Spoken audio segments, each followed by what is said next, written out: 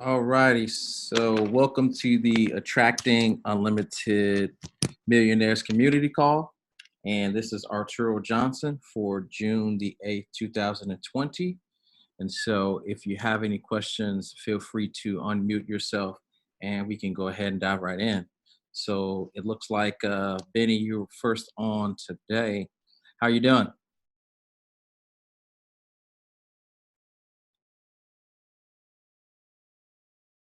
Benny, can you hear me? I'm going to go ahead and unmute you. It's probably first time on, so bear with me.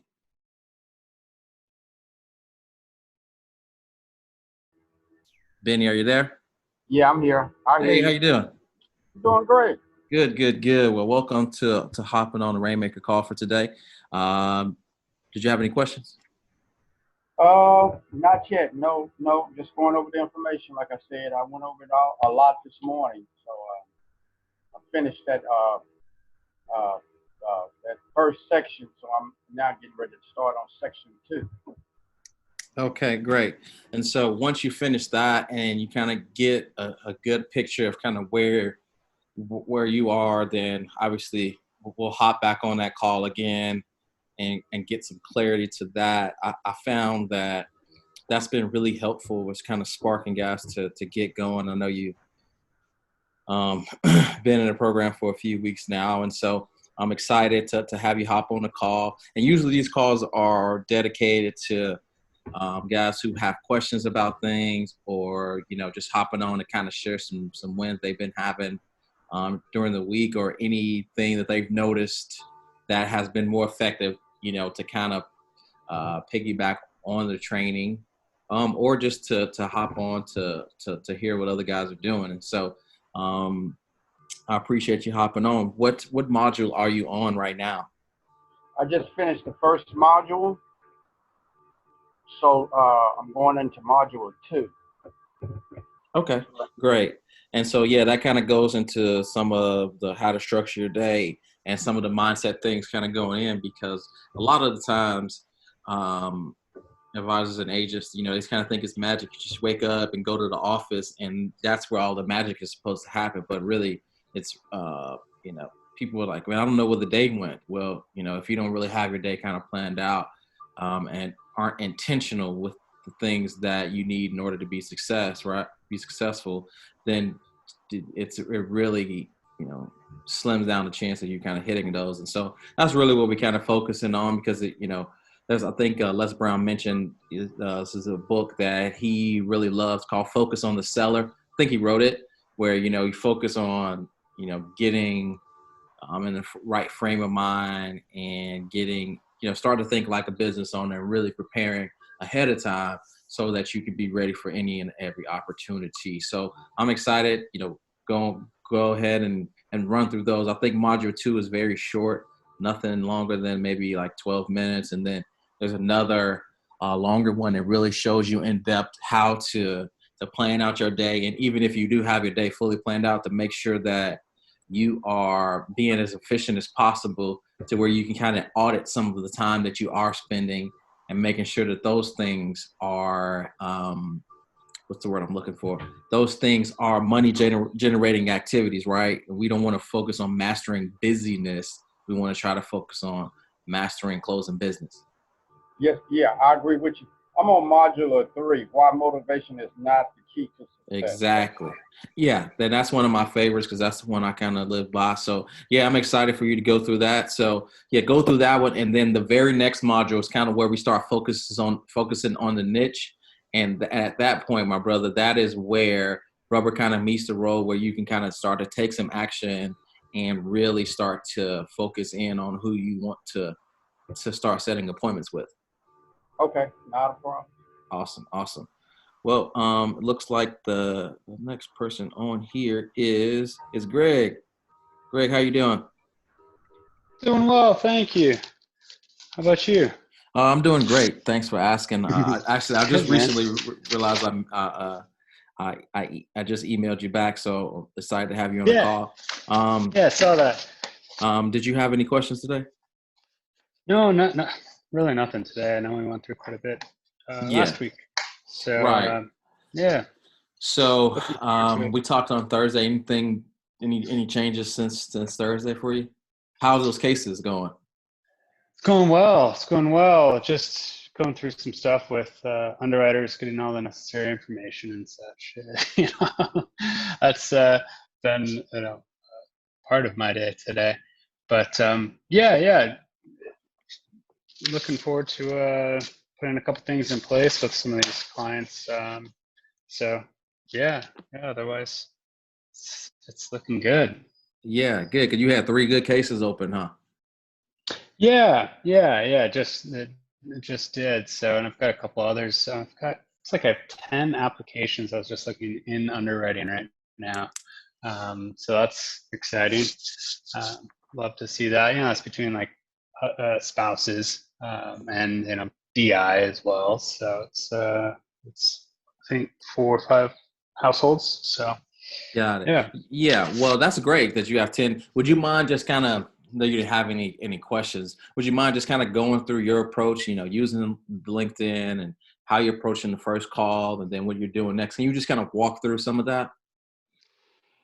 Yeah, of course. I mean, the first call is really, I just pitch that to them as a quick conversation, and I schedule it for 15 minutes. Very similar to how you set things up and suggest that we do. And I've deviated a little bit from your script, but really, I love some of the questions that you have in there. It's, hey, why'd you want to on the phone with me today? And I kind of laugh when I ask it.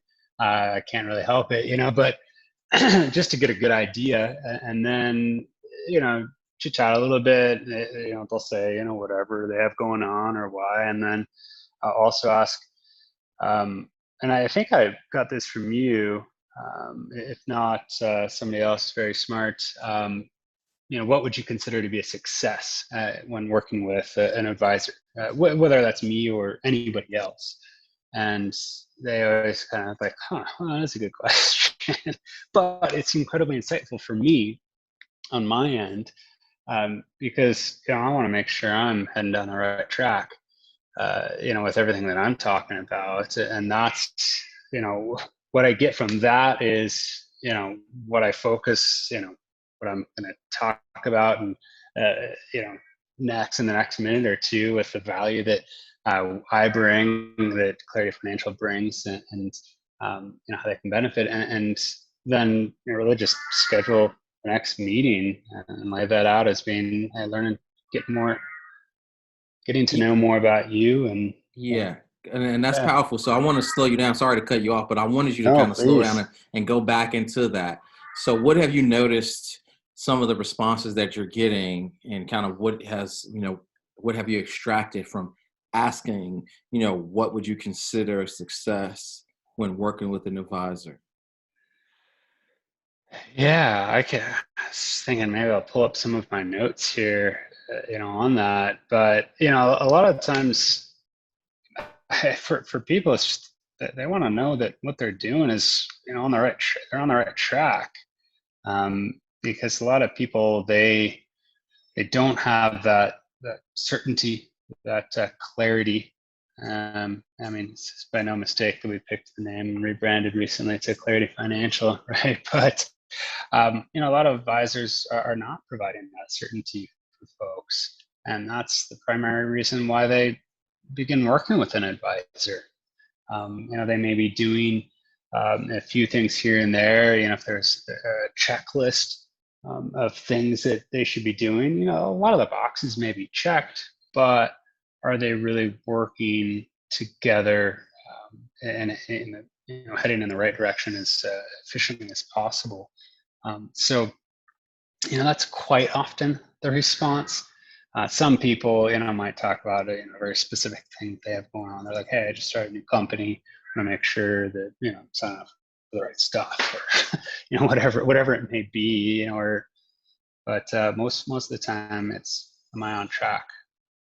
So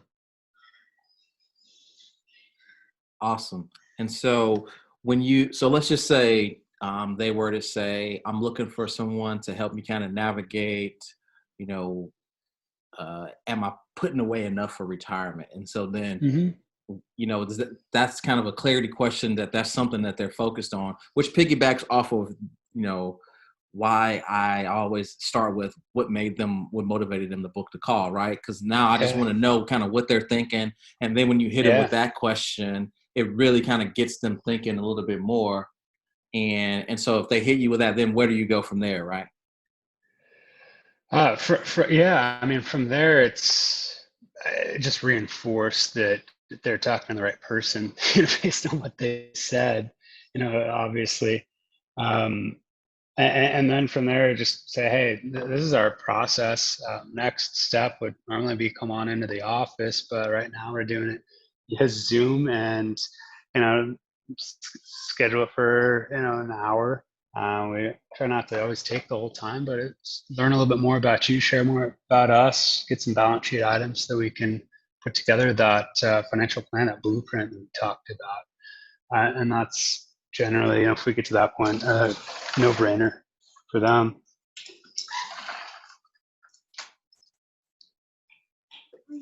Got it. And so, yeah, so that really just gets them to talking before you even get into anything or sharing anything. You just kind of hear what their priorities are, the things keeping them up at night. And so then that's the Absolutely. approach. And then you book them for the second call. Are you going into any of the fact finding questions in that approach call? Generally not. Even with, if they want to share some of it, yeah, just if they're going to be open to it. And it's just me, right? But generally, I try to get an understanding of their age, which generally I'll see on LinkedIn based on when they graduated college. And I can make an assumption or just by their picture. But, most people will volunteer a lot of information. Oh, I have this much, or I'm putting this much into my 401k, or I have this IRA. I'm not sure what to do with it. Terrified of equities, or the market right now, or just in general. I want to buy another house. They'll go into all of that, right? And I'm just furiously scribbling notes, at that point, so I don't have to ask it again, and then just teeing it up for the next conversation, so where I can get all the basic information, and I'll send them an email ahead of time saying, hey, this is the information that you can either bring to our meeting or send to me ahead of time.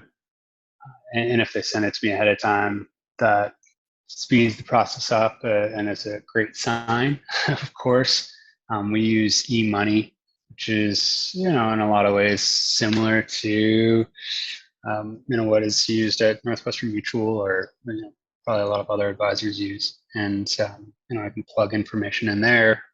From there, I'll invite them to the client portal. I know when I was at Northwestern Mutual, they would say if you can get client to sign up for their client portal, aggregate accounts, or anything like that, the success rate goes up tremendously. And we found the same thing. It's just, how into it are they, right? How motivated are they? And if they're motivated, they're going to aggregate their accounts. They're going to sign up to the client portal. And start off by modeling things out, as, if I get it, of course, for the first meeting, I'll do this. If not, sometimes I can plug some of this information in on the fly, but otherwise it'd be the following meeting. But show them, hey, what's going to happen if they don't change anything? And it's pretty typical stuff, right? And then, if there's shortfall or it's not ideal, looking for them, then go into education on strategies and what they can do to change that, and show that modeled out. From there, and obviously that's kind of condensed into what might take several meetings to do. Right now, I could probably move things along more quickly with clients, but I feel like, and just from my experience, and maybe this is just me too, but I find clients aren't really wanting to move too quickly, and also appreciate the additional time. that we're able to spend, particularly when they're not having to drive all the way into the office for those meetings. If we can do it over Zoom, it's a little bit easier for everybody. It might get spread out a little bit, but generally within, after the first meeting, I guess the first, closed meeting, right? After the fact finder, at least trying to get them on board with, what, some of the initial things that they should be doing, whether it's, with their 401k amounts or getting them to agree that they, things can be more efficient. If it looks like it makes sense, I'll try and get some information for an app. But I don't want to rush things. I also don't want to pigeonhole myself into the life insurance guy either. Always want to make sure I'm talking about all of the different buckets of money, right? Not just life insurance. We're really focused a lot on how can we make sure that people are paying as little taxes as possible within retirement. So we're we're always going to be talking about Roth 401ks, Roth IRAs to qualify, Roth conversions, tax-free Social Security, taking advantage of the standard deduction in retirement, if making sure that instead of converting everything into Roth, there's still some left over so that they do have some money that they can put in to the qualified retirement account tax-free, as well as pull out without having to pay taxes because of that standard deduction. And then also, in there is, life insurance, right? Permanent life insurance, because that's tax-free too. So, but I don't always want to lead with that. I'll kind of say, hey, we tend to do more education around this because it's something that people are less familiar with. But that's I'm trying very hard not to pigeonhole myself throughout and educate on everything else at the same time. So that does extend things a little bit, but I think that it's well worth it in gaining people's confidence. Got it. Yeah, that was helpful. And so just thinking through some of that, right? So you're talking about the full plan and not just focusing on that. Like the insurance is just something that you cover, a little bit educational piece as a part of the plan, but you're talking about, you've making sure that you focus on everything as a plan. And then part of this, the next action step maybe is to go ahead and apply to make sure that we cover some risks first before we start moving forward to some other things as a fiduciary. So, okay. Yeah, that's great. Yeah. I mean, that's the traditional kind of the method that makes the most sense. And it shows that, you are that you aren't just the insurance agent, that you can cover some other things, which is good if that's your focus, but if other guys are just focused on life insurance, that's okay too. But again, it is to show that that you are, very smart person that, can handle all of their needs with things. So that's great. And so having 10 applications in underwriting, that means you're you're answering a lot of emails and whatnot, huh? Yeah, I've been busy. So, but it's good. It's good. I'd like to be in a position in a year from now where I can hire myself an assistant to be doing all that for me. So. Oh yeah. Awesome. Well, thank you for sharing that piece. Are there any other kind of nuggets that you maybe use with this process that's kind of savvy that maybe higher level of, because, I just cover the basics in training. I try to keep it as simple as possible so the guys don't get bombarded and not take action, right? But there's always kind of, building things. Is there any other things that you're kind of doing outside of what you just mentioned in the process to close the business paired with the LinkedIn? Um, trying to think. I mean, if there isn't, that's okay. Yeah, I'm just, yeah. In addition to LinkedIn, you're saying, no, or just saying, is there oh, anything that sorry. you, Yeah. that just reflect on, is there anything else in addition that you can think of that might be helpful based off the LinkedIn, the training Yeah. and what you're doing, you know, cause with these 10 applications in there, just curious. I just wanted to make sure that we maximize all of the knowledge from you today. Yeah, I appreciate it. Yeah, I mean, I think I forget where I heard this, but it's um, somebody said, um, nobody ever gives their life savings to a life insurance salesman, right? So that's with everything that I'm doing. I'm trying to make sure that I don't just come across as that. Granted, I mean, not everything points to life insurance, right? But it's generally an integral part in a lot of the planning that we do, particularly for those that are doing really well for themselves. Because how are they going to stuff away enough money that's tax free and can grow safe and efficiently anywhere else? There are some areas, right, but also have liquidity. Whereas retirement plan, you can't. I just read, and you mentioned this book a little while ago, but What Would the Rockefellers Do? I think you mentioned you were reading it. So I wrote that down and read that recently, and I thought that was really a really interesting book. It's kind of along the lines of be your own banker, right? I thought it'd be a great book to hand out to some of the younger clients that we work with. But because I love the philosophy of an alternative to your 401k, your IRA. And yes, take advantage of the match, but beyond that, um, let's put money towards something where we can have a little bit more liquidity for opportunities down the road or whatever else it may be, or just an emergency fund. Also building legacy there, but just the efficiencies of being able to borrow money from yourself, essentially, right, and still let it grow, have the uninterrupted growth.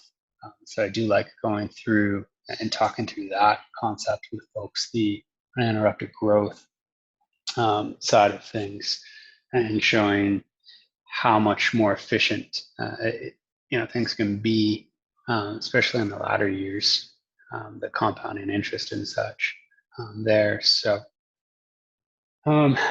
yeah, that's really been resonating with folks recently. I've been talking about that. So I don't know if you have other books, please feel free to mention them because I'm always looking for something. But thought that was interesting. Yeah. So what were some takeaways from that book that kind of stood out to you? Yeah, he did some math and talked about, hey, if you were to just simply invest in um, your 401k or IRA or even in a taxable investment account, you know how that compares to permanent life insurance. And he's very big on whole life. He's not a fan of any other universal or IUL, which understandable because a lot are terrible, right? Some are good, some are better than others, but comparing those other vehicles to life insurance, cash value life insurance, and the ability to have access to it, throughout, right? It's not like a super short-term vehicle, but anything you put in there, you have access to, at some point, whether it's a few years down the road. And yes, there's some, has to grow and kind of, true up as far as what you put in. But his big point there is, yeah, instead of, a car loan where you're paying somebody else, borrow that from yourself. It's not a structured loan, so you can pay it back at your leisure, and you're still getting growth on the principal balance, not what before you had pulled it out, depending on, I'm trying to think of the term, how the insurance company recognizes it. But anyways, so, that's huge there, just being able to borrow from it, replenish,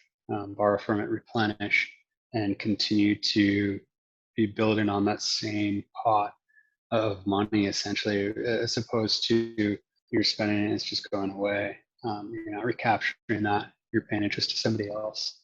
So he looked at that. If typical person, if they have a couple cars throughout their life, a few other things, different opportunities, and he was talking about how much greater somebody's going to be able to grow their wealth if they're using cash value life insurance versus the alternative. And I want to look up on my own, some more supporting facts on that and studies, but it sounded very compelling. So looking forward to exploring that further. Got it. Yeah, thanks for sharing that. And I'm about to screen share. I'm looking through my phone now to see if I have the photo of the book, so I can go ahead and post that in the group. Oh yeah. Because I forgot that I recommended that, but I'm glad you mentioned that, because every advisor or agent should have that book in their library, just to be a responsible individual speaking to folks, because there's a lot of living benefits that are associated with some of the things that we do, and a lot of people just think that the benefits of what we're doing are just for death, right? And so that education piece really catches people where they're like, I kind of like the sound of that. Tell me a little bit more about that. And that's really how you can kind of capture that. And so, Benny, if you haven't heard of the book, it's called What Would the Rockefellers Do, right? Mm-hmm. Yeah. And I'm gonna Garrett Gunderson. And I think I have, let me go ahead and see if it's in my favorites. There's a guy from Northwestern that was huge. Oh yeah, I found it. John White, and I like him. He's great. He was an awesome guy. Yeah, so I'm gonna go ahead and see if I can screenshot this thing right here, and hopefully this will pop right up. Come on, Mac. Oh, okay. I think it's because it's in my iCloud, and iCloud it hadn't downloaded yet. Okay, perfect. So here we go. And then drop that in there. Everybody can see this. Yeah, this book is great. And so let's see here. So you can see that. Garrett Gunderson. Great book. If I can blow it up just a little bit more. That's a book I highly recommend. And if you have any questions about that, you can find it on Amazon for pennies. So if you're looking for something to kind of read, to kind of sharpen the sword, I highly recommend that. So Greg, thanks for sharing all of that. I appreciate it. Did you have any other comments, questions, concerns? No, not really. Okay. Perfect. Well, thanks for hopping on. It looks like we got a slim crowd today, and I look forward to speaking with you on Thursday, as well as Benny, as you start to go through that next module. We'll be hopping on a call as well. I'm just really, this month I'm just focusing my group to really kind of inspire to, put some more effort and energy in you guys to get some greater results, because the better the results you get, the more people will be attracted to this process. And so, I want this to be something where people are like, yeah, Arturo actually spends time with us. And, it's not just, he just gives us something and we never hear from him again. And that's kind of the way I like to do things. So with that, I'm going to go ahead and give last call for questions, and let you guys get on with the rest of your day.